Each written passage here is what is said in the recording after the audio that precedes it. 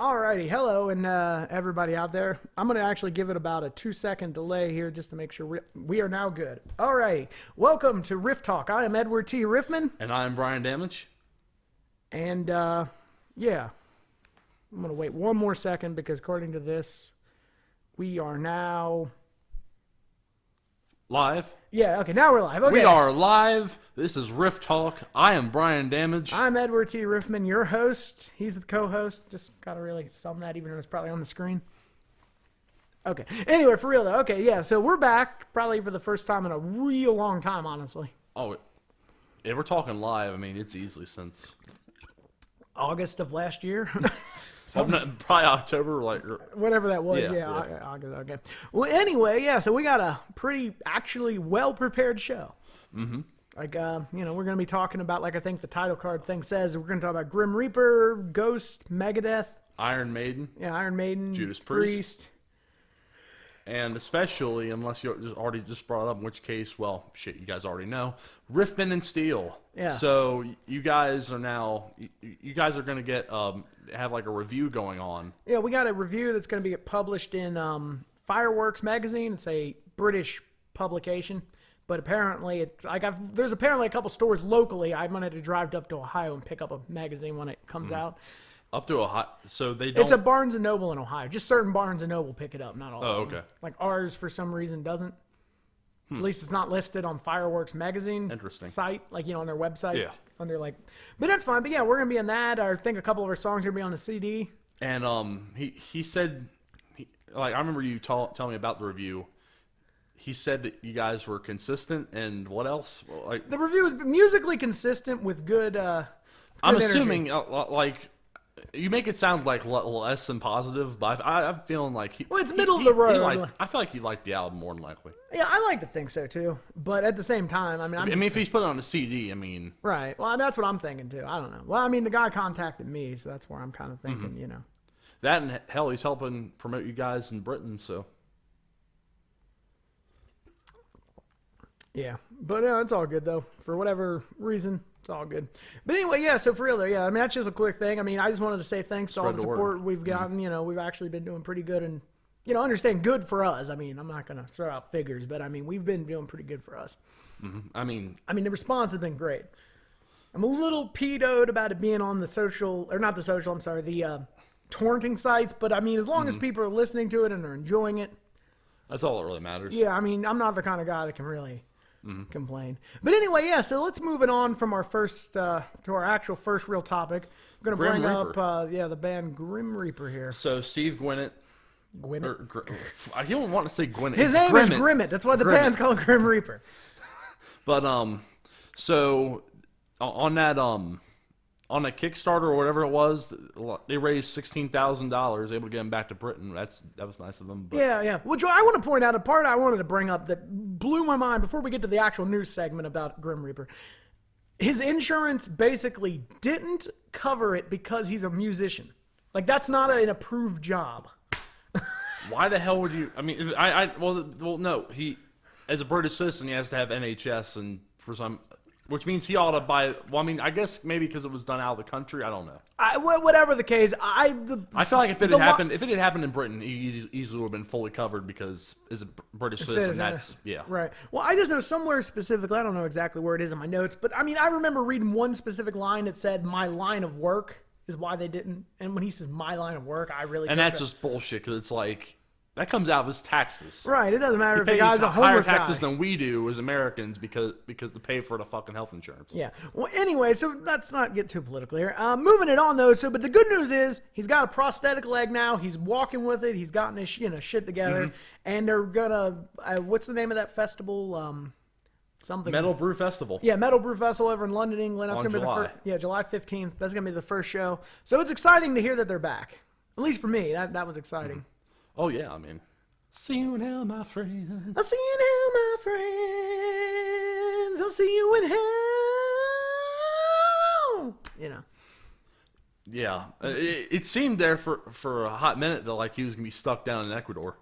At least for a considerable period of time. But yeah. Also, thank God everybody sent him all that money to where he could actually make it back. Yeah, I was going to say, thankfully, honestly, yeah, that's for the best. Yeah. I mean, I'm glad it all worked out. But yeah, I mean, that was pretty much it. Was there anything else we had for that, or?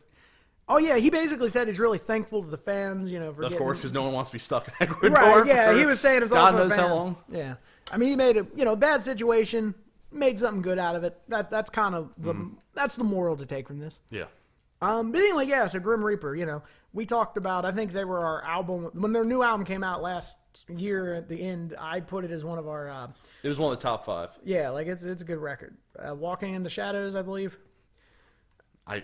Yeah, he so. didn't. Yeah, I had him I only listened to it like 2 or 3 times when it first came out, but I remember liking it. If you like Grim Reaper, you'll like it. Oh yeah. But anyway, so we're gonna move our topic over into the realm of Megadeth.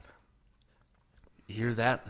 Megadeth. But anyway, instead of just lifting NSP, let's just continue. Yeah, let's. So Dave Mustaine told a fan at a Q&A that pretty much he wants to re-record "Killing Is My Business," and I guess the interviewer or someone else asked if they were doing it with, or Kiko. if he was doing it with Kiko and the thing I think Dirk, the drummer for the band. Yeah, the live drummer. Well, the point out real quick though, like the thing where this all goes back to is this was a rumor back during the when they were in the studio recording Dystopia. Yeah. And there was a rumor that it was going to get recorded with the new band, including Chris Adler back when he in the studio. Yeah. Obviously, nothing ever came of that. But I think the real thing of it is that Dave Mustaine has always kind of hated the original recording, and he's always said that he liked to do something new with it. And when they were like looking over the mixes to remaster them for the 30th anniversary, like what was that, like 2 years ago probably? Something like that. Yeah, whatever it was. They said that there was nothing they could really do, and it would make more sense to re-record them. So there's always been a rumor going around about Megadeth, re-recording "Killing Is My Business," and especially because of how they only had $4,000 to but produce it back in the day. Personally, I say you just let it be. I'm kind of thinking that, especially considering that if Dave was going to do this, he should have done this back when he had. I think Marty Freeman. Marty Freeman. Well, I don't know. It wouldn't have made sense to really re-record an album. It doesn't ever make sense. Just to clarify, it never makes sense to ever re-record an album. But if you're going to do it with a definitive band. Kind of. I mean, it definitely was more definitive 5 or 6 years ago than it is now. At least what I view, because by 2011 or 12, or you dated 2011, I think. But it's like at that point, Chris Broderick had been in the band for only a few years, but still. It was pushing closer to a decade at that point. And Sean Drover had been in there for a decade. Yeah. I noticed that there's never Megadeth has to reset every 8 to 9 years. Yep. I mean, but we're not here to talk about that. I just wanted to clarify my positioning on it. That and he was apparently Dave was yes, and then said no. Yeah. Which makes me really think that they really are doing it, and he's thinking maybe I shouldn't tell him. Maybe I shouldn't say it right now. But there's also a chance that we're maybe reading too much into that, because he never directly says it. He just kind of somebody asked him directly. So does that mean you're re-recording the album with the new band? And he's like, yes, but no. I took that more as a statement of yeah, maybe. But if we get it, we get it, and that'll be cool. I've noticed in the past that Dave seems to be really heavy on saying that Megadeth's current lineup is the best lineup ever. Yeah, he says that, but every time there's a new line. No, don't be wrong. Kiko is good. Well, to be fair, you know what it might be? It might be that, obviously, Kiko Loureiro is a pretty damn good guitarist. He's not as good as Marty Friedman, but maybe that Dirk Van... I have it written somewhere. Dirk Whatever, the live drummer dude. The guy who's really skinny and bony, but is still a better drummer than Lars Ulrich. From Sweden. Damn, boy. But, anyway, it's... Yeah. It doesn't matter. He might be a lot better than Nick Menza was, and as a result, I doubt. I don't know. You understand when he says current lineup, he was not referring to this guy. He was referring to Kiko and Adler. Oh, Chris Adler. Okay. He was preferring to and also I don't even know if he was really preferring to lineups. I think he might have actually just been preferring to studio guitar players. Anyway, he might not want to include them at all and be like, well, you guys didn't have a hand in it to begin with. It really should just be me, Elfson, and a couple of studio guys. Or just himself. Because let's be honest. Either or. That's kind of what it was on the original. Well, Elfson played bass. Well, I meant on a guitar. Well, yeah, all the guitar parts were Mustaine, and they pretty much had... Didn't he pretty much just have Chris Poland come in and play them? Supposedly. But I don't even believe that. I'm just going to say that that's true unless he actually says, no, I played all the parts. I just know that all these songs... Well, that's the thing about Megadeth, and I'm sure everyone who loves Megadeth already knows this, but Megadeth is Dave Mustaine's band. And you'll notice every time in the history, the reason why he gets so upset about the Marty Freeman thing has nothing to do with the fact that he hates the J-pop. He just saw that he gave Marty Freeman leeway to be in Megadeth, do his own thing in Megadeth, and then kind of took it in a direction he didn't want. And he outgrew Megadeth, and as a result, I think... But I kind of forget, having just read Dave Mustaine's autobiography, I forget like if he fired him or if he just quit and said, I'm pretty sure he just quit. Yeah, that's what I'm thinking. I think everyone just quit. I don't think it was a matter of like fired. I think everyone just stopped showing up. Yeah, really. I don't know. Well, anyway, moving on though, because that's Megadeth. That's probably a good time in Megadeth. But our next topic is going to be Priest. Judas Priest. They're almost done with their new album. Yeah, supposedly, yeah. From my understanding of it, like I think word for word from Rob Halford's mouth, it was something to the effect of, we're still tracking, but we're pretty much at the end. It just feels like yesterday when it was just me, Glenn, and Richie sitting in a room with guitars writing songs. Mm-hmm. Which means that basically it's not that they're actually, done with the album, like it's going to be out tomorrow. It just means that as far as their influence of being in the studio, it's pretty much done. The recording. They're looking at a big 2018 with a world tour. Yeah, which means... Well, you know what? Which means... I don't mind Epitaph not being a last tour, because let's be honest, they called that way too early. Oh, right. Well, a lot of that was before KK Downing left the band. But that was actually KK Downing's influence, wanting, because, as you might be aware, he and Ian Hill are like the literal sole owners of Judas Priest. Yeah, and I bet he's still taking a paycheck. Oh, just playing at the golf course, I mean, hell. I don't think it's not really a paycheck. It's just he owns the rights, so he gets like 50%. That's what I was referring to, like. Oh, you mean literally he gets a paycheck? No. It's like he's just sitting somewhere on a beach or playing at a golf course and just collecting those checks. Yeah. Which, hey, you know what? Nothing wrong with that at all. Not at all. I mean, he was only 55 when he retired, which to me was a little young. And way too young. Was he really that young? I thought 55 or 56. I thought he would have been like almost 60 or something. I don't know. When did he leave? 2011? I mean, I don't know his birth year. Regardless. Like 1956? He was below. I don't know. Whatever. He was the youngest member, and anyway, irrelevant. This is just getting off topic. I was just making a point that he was the youngest member, and he left kind of weirdly. He was below retirement age. Yeah, way below. But I mean, if he wasn't feeling it anymore, because I think a quote said that he just wasn't feeling it live anymore. Mm-hmm. Which, I mean, I ain't going to blame the guy. If he really legitimately believes that he doesn't have it in him, that's fine. He stepped down. We got Richie. It's all good. Oh, yeah. I love Richie. Richie Faulkner's a hell of a guitar player. Excuse me. But, yeah, so pretty much just whatever. Running down the list, though. Very fitting replacement. I think he did an excellent job when we saw him a couple years ago. Oh, yeah, but the now not even the same place it was. It's when we now Jack Casino. It was the Horseshoe, and before the Horseshoe it was... Oh, no, maybe that was just... No, it started out as the Horseshoe. Oh, okay. I was thinking they built the Horseshoe over a different casino. Whatever. No. All right.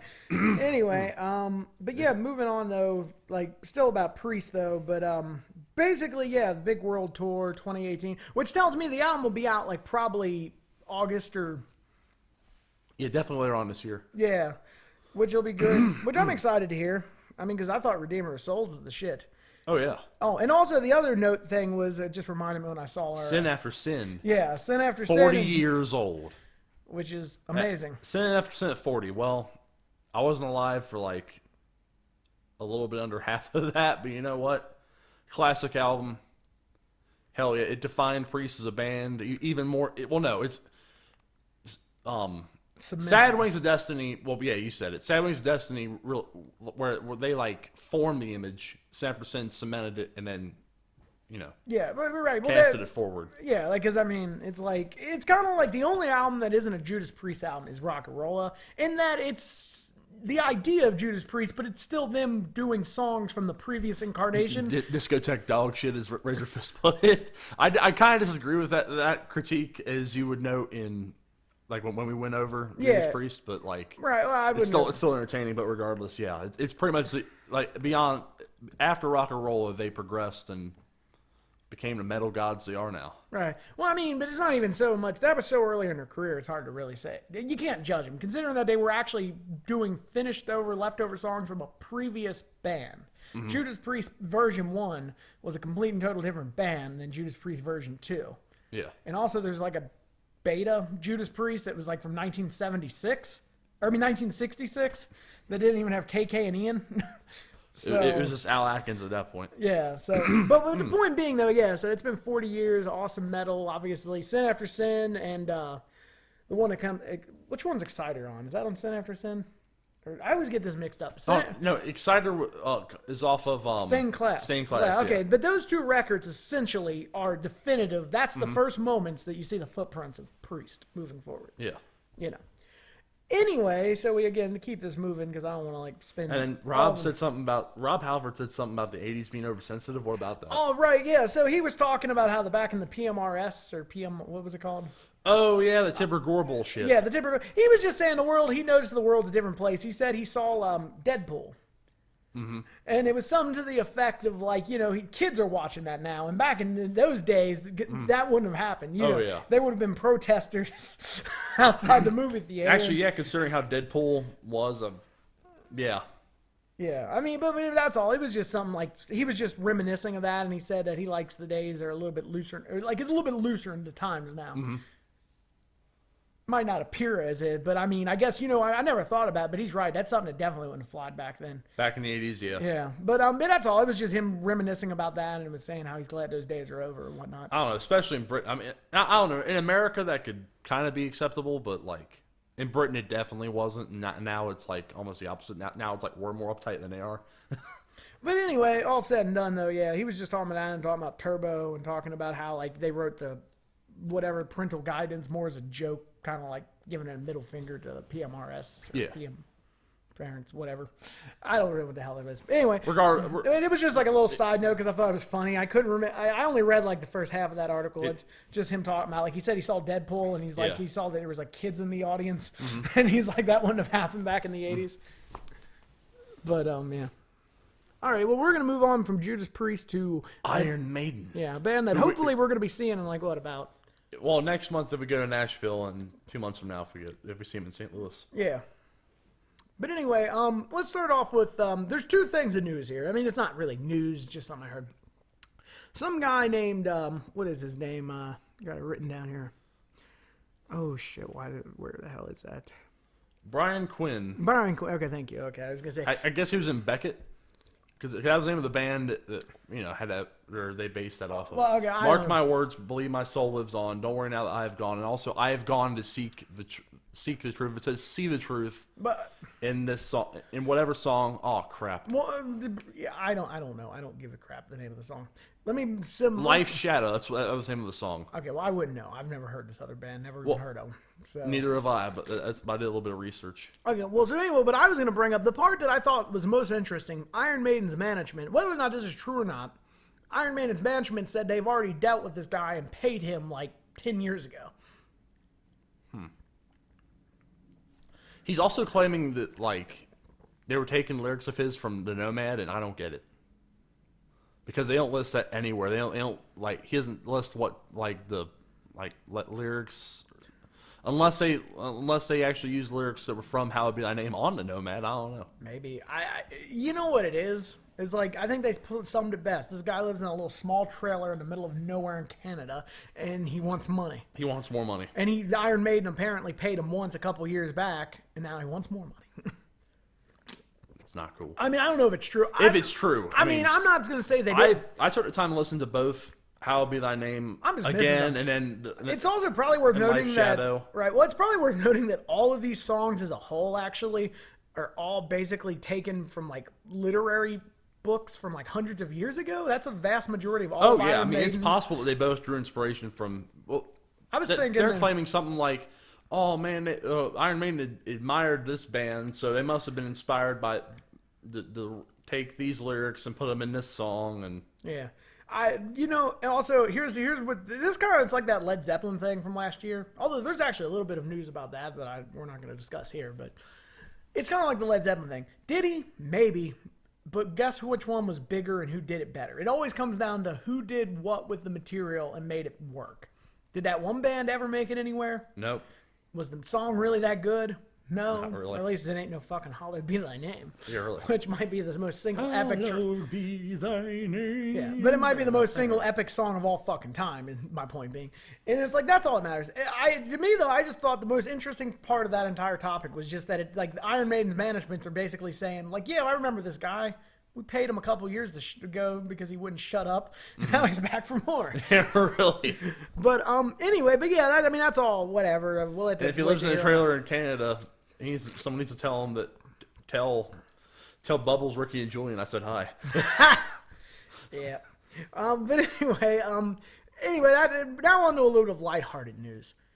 Apparently, I don't know if this is the problem with this. This article was from April 28th, and I don't know if they were referring to this weekend or the previous weekend. Oh, I know what you're talking about. What the fuck are they talking about? Read that word to me. I don't even know if I'm saying it right. Snooker. It's similar to pool. Yeah, I got an idea that it was like pool based on like a thing I looked up. But yeah, so anyway, apparently that they're taking the weekend off.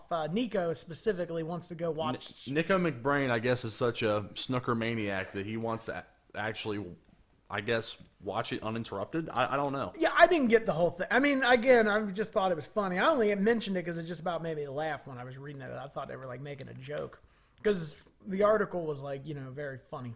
Iron Maiden takes break from World Tour so Nico McBrain can enjoy snooker. Yeah, like it just almost like clickbait almost.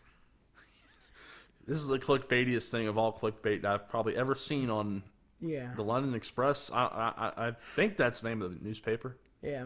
Well, anyway, that's fine. Pretty much that's it. I think I put on my notes here. It's like I didn't even know that was news, but okay. And anyway. Oh no. No, not Naruto Online. Whoops, accidentally get clicked an ad. Okay, well anyway, moving on here though. Yeah, I mean, we're excited to go see them live, so Hell yeah. Yep. So anyway, but yeah, that's Iron Maiden's news. And now we're kind of the connecting link here is it's like upcoming in this tour, the opening act for Iron Maiden and the main feature for this podcast is Ghost. I'm gonna put their thing on now. Okay. Ghost. The goose. They're a bunch of gooses with King Diamond makeup. It's all coming The together. term is geese. Okay. Well, anyway, it's a gaggle of gawk. All right then, but anyway, so Ghost. Yeah. Okay. But so I want to actually hold on real quick. I want to start out by saying one thing. I am not attacking people who like the band. I am simply going to be stating that I do not understand what people's fascination with it is. I agree. To me, I'm drawing a lot of parallels to shit like Merciful Fate, King Diamond, and a lot of other like stuff that to me worked well in 1983, 1984 because it was new and fascinating. And a lot more heavier. Yeah, but talking about singing about Satan, like in the context of like, ooh, they're Satanists and they believe that shit was scary in the 1980s because people didn't know. Now it's kind of like, As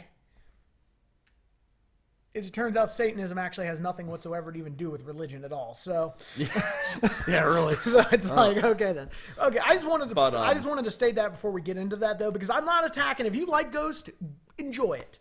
One of the admins for a group on Facebook that we both are a member of. She really likes Ghost. Yeah, and she's like really into it to a point to me. It's like, whoa, calm your shit down. This ain't Iron Maiden, son. but yeah. So having listened to their entire discography, Riffman over here, he actually watched one of their shows all the way through. But I listened to their discography and I wasn't impressed. It sounded like a combination between like Discount, Merciful Fate / King Diamond, like he said, and also elements of Green Day. For some very weird reason. Yeah, like I would almost call it more like they were like a pop metal punk band. Really, they're a pop punk band with like satanic overtones. With satanic elements into it. Kind of similar to Merciful Fate, but right. Well, see, I get their whole point is they're supposed to be like a church, and it's like they're turning church music. I noticed on a lot of tracks that it's like they're turning church music on its ear and like making it sound with satanic lyrics, or right? whatever. Like what you were saying, it's like, oh, we're a Christian metal band, but instead of Christian metal band, we're a satanic metal, which is bizarre to think because it's like, isn't that make you like every metal band? yeah, really. No, for real though. To bring a point though, yeah, I just want to really clarify that I'm not here to bash anyone who likes them. I just have some real like problems with the music, and the problem being is that I don't get what people are saying in them, because to me, I watched their live show like he just said, and to me it's like it's not bad. Like if you're like, I guess here's the thing, we're gonna find this out ourselves when we go see Maiden, since they're opening up for him. It just looks boring. Like his idea pretty much of like, a stage show is walking around slowly. And like, I mean, don't get me wrong, the rest of the band kind of like jiggle around, but I mean, there's no real like stage show to it. I mean, they got like, in fact, we're looking at a screen right now. A screenshot of it. Of like on the TV here. From yeah, it's like he's just like, sauntering around like singing, and then you have like their guitar players and stuff. They pretty much just stand still, Ghouls, and they don't even really, because obviously there's no personality to them anyway. Right, because they're supposedly based on the Ghost. I want to call it, goddamn, Ghost lore. Yeah, I was going to clarify. I keep saying Ghoul because Ghoul is a far better band. Yeah. Me and him have both been doing that like all day. Just like, okay. But anyway, the Ghost, yeah, I get their whole thing from what I can get out of watching this image. In fact, I'm pretty sure I put a couple images of their stage show in the pictures on the screen right now. But basically what I get out of it is like their whole thing is 95% immersion. Getting you to believe that you're in a church and they're actually a choir singing like, the church. And I get that. I really do. Like, I'm not going to bash their stage show. But to me, though, musician-wise, 90% of it is seeing actual people actually do it and actually move around. Yeah. Because even though, like, King Diamond, for example, in his band, might call themselves, King Diamond, and, it's just the band is real people, and they move around, they play, Yeah. And then this kind of leads me into the next part. The King Diamond and Merciful Fate were bands that were equivalently the same band. I guess the way to best describe this is that Merciful Fate basically split into two bands. One was King Diamond, with King Diamond and 90% of the band, Merciful Fate, and then another band called like something Rose, and they wanted to do pop music, and they did one record, and it financially failed, and that was the end of that band forever. Yeah, really. So yeah. Anyway, so I almost want to laugh at that. So there were a few members who were no longer in a band. Of Ghost, just to clarify. Yeah. We're switching gears. Yeah, from Thing. I mean, just so we're not confused. Excuse me. There were a few members of Ghost that actually self-identified themselves. They were like, "Okay, my name is blah, whatever blah, the blah." fuck. And then one of them actually said because they really weren't getting paid by Ghost or Papa Emeritus or whoever runs Ghost. I call him Papa, whatever the fuck. Probably a combination between him, the record label, or whatever. Management. He's suing, or they're suing him for not really getting paid at all since joining the band. Which is weird. Okay, here's the two things I want to point out. I'm going to overlook the glancing fact that, like, he points out that Ghost was never a band, it was live, whatever, and that's fine. Even though there's a couple statements everyone's made that don't really add up. We're not here to get to the bottom of this. The factor I want to say personally is that if they were hired hands, why weren't they paid up front? Yeah, really. I mean, because that's how you do hired hands. If you hire, a drummer for a live show, you usually say, okay, well, if you're going to play 20 shows and you want $200 a show, whatever, I'm sure it's a lot more for that, but you know what I mean? But just hypothetically, then usually what'll happen is before you even go on tour, they'll write you a check for the amount. It's like a job. I mean, you're like commissioning up front, So what I'm thinking is if all these guys are hired hands and they've been doing this for almost 7 years as a, live whatever the fuck act that has no members, these people have been working for free for I know it's a different variant. Oh, I guarantee they've been given per diems and all, but I mean, that's not income. Yeah, I mean, it sounds to me like this guy just gets all these checks and just keeps them for himself. Because that's kind of what the guys are. Definitely. And I think that, I mean, I don't necessarily know, but this is speculation, but I kind of feel like that's why he wants it to be. He wants all the members to stay anonymous. Right, because he makes a comment saying the worst mistake he made was not making them stay anonymous, like making a clause or something. Because he says that's really fucking him right now. And I'm like, yeah, I bet it is fucking you right now. I mean, they could still have sued him, but it wouldn't have been public like this. Right, but I want to clarify. I don't think Ghost of Lore is ruined because you know the name. Yeah, really. Of the guy. I mean, oh no, we're supposed to think it's Earth and. whatever ether or whatever the hell else. Well, I think that's also changed. Another thing I've never understood: why the hell is there 3 separate singers? Like, it's the same guy, but he claims it's 3 separate singers. And every couple years, a new singer. Like, I get it's their whole game. It's the whole Pope thing. Yeah. Papa, Pope, Pip, Pipio, Pip Boy 3000. Papa Emeritus. But anyway, Papa dickhead. I'm gonna say that at least once. But no, and in all seriousness, though, yeah, it just sounds to me like the guy's got himself in a tight situation and is trying to lie his way out of it because he refuses to give any real information. He just kind of says, "Well, I assure you, they're lying, and I'm telling the truth."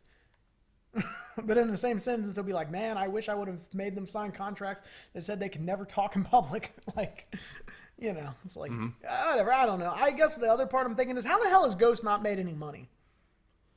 That's kind of what I'm thinking. Like, I mean, you know, they've made 3 albums. He claims they don't make any money at all. He's claiming that, like, there's absolutely no income coming in at all, and it's I'm guessing it's like they're just barely running. They're running in the red, not deep enough to where they've stopped doing anything, but like I guess just enough below the break even point to where they can keep going. Well, I guess the part I don't understand, personally speaking. Oh, watch yourself there. Anyway, the part I don't understand, personally speaking, though, is like, okay, so you're touring. There's money every night. You sell like 20,000 tickets. Maybe they're in a bad contract with the promoters and their management. I don't know. Well, to me though, that doesn't matter because here's the fact: is he's required to pay. You know, it's like I think you said it yesterday. Oh, well, especially if he claims that they're hired hands. Yeah, you pay them. Now, no, watch. Like, I'm sure someone will tell him that, or a lawyer will, and then he'll change his story. Maybe even like whoever's going to defend him will say you might want to change that, or else you're going to owe him some money. Right. Well, exactly, because it's like either him himself, or what I honestly think their management. Yeah. I think their management is probably sucking them all fucking dry. I mean, honestly, I don't think this Papa Emeritus guy is like necessarily like screwing him over. I think there's an even split. I think there was money, and he never intended on paying them, and then thus far used it. I'm not going to say it didn't go back on their stage show or something, but I mean, there's definitely look at that stage. That stage cost money to make. Those costumes cost. I mean, there was money. They're putting on a damn show. Well, definitely. I mean, to give you an average, idea. Which, I mean, would then lend credence to the argument of, well, they're not really getting much of a profit anyway. Because they have to sink all these costs into doing all that shit. Well, see, this leads me into another point I have on there.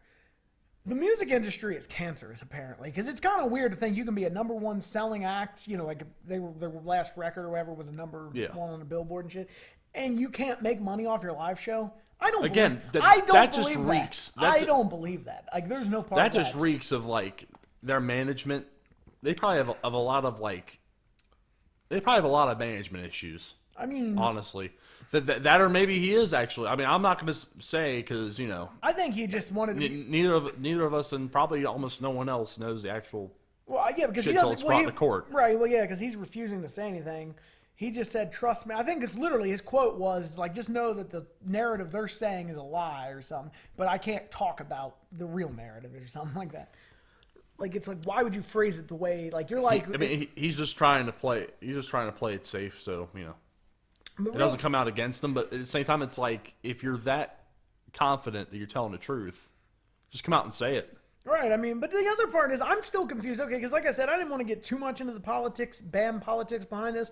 But one, he claims that they were all formed. He said the current live act was formed after the album was released, meaning they had been formed sometime in late 2010. Yeah. But the one guy claims he's been the guitar player of Said it again. The guitar player of Ghost since like 2009. And then, that's what I'm saying. Like, now, given Papa doesn't say that, or what's his name? Tobias? I think his real name is Tobias Forge. Or something, yeah. But anyway, let's just call him Papa, whatever. It's easier to remember. Papa Emeritus. I refuse to say that. Papa dickhead. Anyway. God. Okay, so anyway, Papa, makes some giant fucking point about, they're all hired hands. They didn't have anything to do with the record. I'm a great talent. Actually, all of a sudden, it's dawning on him. And the reason the music sucks, he did music. Anyway, in all seriousness, though, yeah, I was going to say, though, just to me, I don't get that. That's where I'm confused when I read these and he won't tell what's going on, is that if these are hired hands, why the fuck weren't they paid at the time of these tours? If they played on the album, why weren't they given checks for the album at the time? Nobody goes into the studio as a hired hand unless there's a deal like. Now, it's possible they're hired hands and they sign deals to like take a 20% cut of the album sales. But even then, these albums are apparently number one on the fucking thing. 20,000 records sold right off the bat. Almost all vinyl, by the way. So that's like fucking $40-$50 a fucking pop. There is money somewhere here. And I feel like, I mean, it could be either way on that. It could be a bad management contract, or it could be Papa Emeritus really is just a dick. just taking all their money. But I mean, well, it's not really. It could be out of spite, like, we didn't turn a profit and we got rid of you guys. So I mean, we're not going to give you anything now. Or well, then he deserves to get sued then, because that's not how that works. That'd be like me buying a house, paying somebody to put a new roof on, and then the bank forecloses on me the next day after the roof's put on. I'm like, well, I don't own the house anymore, so I don't owe you money. It's called they ought to get royalty checks and Well, here's the problem. Here's the thing. And any revenue from their stage shows. I mean, what kind of contracts were they in? Apparently not very good one. Yeah. I got the ever so vibe that Ghost, or I want to say Ghost, that is right. But I mean, Papa told them that they were real members for years, said, oh, when we start making big bucks, I'll pay you guys what you need. Then 2016 happens when he, as I have a note here about it, 2016 happens, he replaces every singular member in the band. Means he fired them. Yeah. And the reason behind that is that that's when the checks started coming in and he didn't want to pay them. And that's why he's getting sued. Yep, that could be it. Yep. I kind of got a vibe. Again, there's a bunch of events that don't really line up with what everyone's saying. Mm-hmm. The band says, oh, I've been a member since then, and I was on the album, and I've recorded this, and I've, been putting up with it. And then 2016, he replaces the whole band, and does this whole Papa, whatever, the Pope Third bullshit, where he just looks like an Elvis impersonator with King Diamond makeup on. Anyway. Interesting. Again, if you were looking at his images that are flashing by on the screen. Anyway, but yeah, he starts all that. But to me, it's just too many events. And nobody's talking. All you hear about is oh, well, they're lying or he's lying or that. But, nobody's really talking about, the true issue here is that they're not being honest. I can't say the guitar players are right or the musicians are right. And I can't say he's right. But I can only tell you, though, that if I was in this situation, I would be honest about it. I wouldn't be like, oh, well, I can't tell you anything, but I assure you, I'm innocent. Well, I mean, that just proves his guilt. Yeah. But I don't know. Hell if I know, but it just sounds suspicious. It just sounds weird that he wouldn't just be honest. But, It'll all come out in the court of law. Which we all have to look forward to watching that bullshit. Once they actually go to court next couple months, he'll settle. I have a feeling he'll settle. Yeah. It might not even make Or actually, I would laugh at hilarious. I'd laugh my ass off and find it very hilarious if go to court. They basically, and the judge tells him he has to pay him all this, and he really doesn't have it. Yeah. I guess I shouldn't be so mean. Oh, I'm gonna find it funny if this guy ends up going broke. But to me, though, there's some part of me that is a musician who has actually been in a band that was basically became a different band and no longer a part of it. Some part of me actually kind of looks back on those days and thinks, I'd be pretty damn pissed if I was in a band, actually wrote some of the songs, recorded some of the material, and then they went on and then I never got paid. And then when you're in a band like Ghost, where there is absolutely no, if you ever read their album, there is no, because they're the Nameless Ghouls, which I'm almost starting to think this was his whole stick and the reasoning behind it, is that they are the Nameless Ghouls, thus for you don't have to actually put their name. Yeah. So there's never an actual paper trail of who played on the record, who wrote what. Interesting. So, and this makes sense. I'm guessing, they all wrote their part, but the thing is, 'cause you can't give them credit because they're just labeled as fire, ice, and wind over here. I don't know what they're actually called. Well, to be fair, legally they could have it set up where, this person that plays fire, and we don't have access to those documents. No, I'm just talking about what it says on the damn album. Yeah. Right off the bat, I would be pretty pissed off if I... Which makes you kind of think, maybe they just had a shitty contract set up, or there were a lot of minutia Who is that they honestly should have actually discussed in these contracts, but they didn't. Well, and as a result, no one gets anything because no one gets credit. All right. Well, I don't know. I'm just starting to think I was intentional. But what I was going to ask though is, who's their record label? I have no idea. I'm sorry, no. For some reason, I think they're independent. Like, I don't know why. They might be. I don't know. Which would really tell me exactly. Label Loma Vista. At least for Popestar. Parent company Concord Bicycle Music. Sorry. I had to laugh at that. Owner Wood Creek Capital Management. Which apparently is a subsidiary of Massachusetts Mutual Life Insurance Company. Okay, then. Okay, so their record company is an insurance company. All of a sudden, it's all coming together. That is bizarre. Okay. At least for that album. I was just wondering. Oh, no, it's been Loma Vista since... the beginning.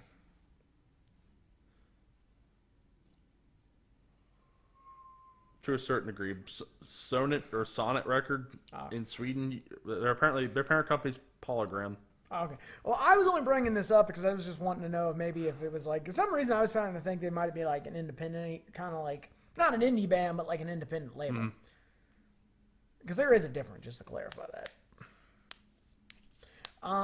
Alrighty then. I don't know. Like I said, this will be interesting news. I don't want to go on and on and on about it.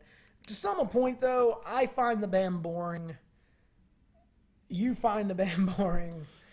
I just don't. Well, I guess we'll have to give you an update after we see them live with Maiden. Although I can guarantee you though that probably ain't gonna change. If it's anything like what I've just watched on the screen over here, it's not gonna be that entertaining. Yeah. I wonder how Eddie's gonna think about him because he's gonna be going with us. Yeah. I don't know. Eddie'll probably be like, "What the fuck was that shit? Was that a rock in the creek?" No, I don't think it'd be like that, but. You didn't get that joke. Okay. Anyway, okay. Anyway, but yeah, I don't know. Just to sum the point though, that I feel like I don't know. I mean, like, I don't want to be like negative. Ghost. I mean, I think I summed it up in my own thoughts the other day. It was like they're listenable, but definitely not. I didn't like them. I just don't get the gravitational pull towards them. Like, why is it whenever a band I find is like mediocre or just kind of that's when you see them like get famous? Like, you don't ever see a good band like like Ghoul. Yeah. Or Anvil. But sadly enough. Yeah. To be fair with Ghoul, I'm not gonna say they didn't like. They're doing good for them. When you understand that, like, there's not really a legit market for death thrash anymore. Yeah. I don't even think Impale, or is that the name of the guy's band? The guy who like does Ghoul. I think his other band's called Impaled, and it's just like technical death metal. Huh. I mean, this shit's all like indie level shit. I mean, to me, it's like should be more than that, but it sadly isn't. Yeah. But anyway, that's all fine and dandy. On that note, what did you think about Ghoul's new record? I know we mentioned it back on our top records of last year. I figured. I thought it was pretty good. I thought it was musicianally a lot more interesting than this shit. Yep. And on that note, no, it's just like how that Russian guy reviewed Industrial Steel. Not shit. Yeah, that was a pretty good tagline. Yeah, It's like bring this back to point one of this whole thing. Industrial Steel and the Roots of Metal, pretty good, not shit. Best review I've ever gotten. I hope that's what they write in Fireworks. Yep. Alrighty, right. but to bring this to an end though, I've been Edward T. Riffman, and I'm Brian Damage, and this has been a live thing of Rifftalk. Hopefully, we're gonna bring this together and maybe make this a Thursday, you know what I mean, kind of thing. Maybe, I don't know. I mean, because to me, I enjoy doing them. Keep thrashing.